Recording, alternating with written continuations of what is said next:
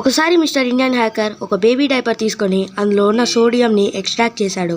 Extract చేసిన తర్వాత అందులో కొన్ని నీళ్లు పోసాడు. అది బాగా షేక్ చేసిన తర్వాత అదొక ఫామ్ లా తయారైంది. ఆ తర్వాత మన ఇండియన్ హ్యాకర్ మొత్తం 2000 బేబీ డైపర్స్ ని తీసుకొని అందులో ఉన్న మొత్తం సోడియం ని ఎక్స్ట్రాక్ట్ చేసి ఒక బకెట్ లో వేశారు. ఆ తర్వాత సోడియం ని 5 లీటర్స్ ఉన్న స్విమ్మింగ్ పూల్ లో వేశారు. అది కూడా చాలా బాగా షేక్ చేశారు. షేక్ చేసిన తర్వాత అదొక ఐస్ ఫామ్ లా తయారైంది.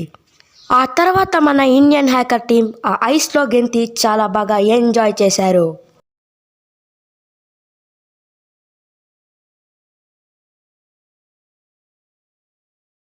ఒక అబ్బాయి రెస్టారెంట్కి వచ్చి తినడానికని కూర్చుంటాడు. తన్ని చూసి చుట్టూ ఉన్న వాళ్ళు అసహించుకొని వెళ్ళిపోతారు. అక్కడ ఉన్న ఒక వెయిటర్ తన్ని కొట్టి వాళ్ళ నుండి దూరంగా తీసుకొని వెళ్ళిపోతాడు.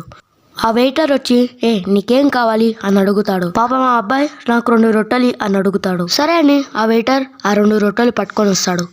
ఆ బాబు ఒక రొట్టెని దాచుకొని ఇంకో రొట్టెని అక్కడికక్కడే తినేస్తాడు. కాసేపు అయ్యాక ఒక వెయిటర్ స్లిప్ ఇచ్చి బిల్ అక్కడ పడేస్తాడు. పైసలు ఇంత అయ్యాయి, వెంటనే కట్టేసి వెళ్ళు అని వెయిటర్ చెప్తాడు. సరే అని ఆ బాబు డబ్బులు కట్టేస్తాడు.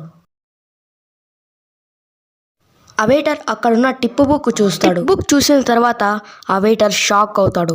అక్కడ ఆ అబ్బాయి 5 రూపీస్ టిప్ వేసేసి వెళ్తాడు. ఆ వెయిటర్ బాధపడుతూ అతను చేసిన తప్పుని తెలుసుకుంటాడు.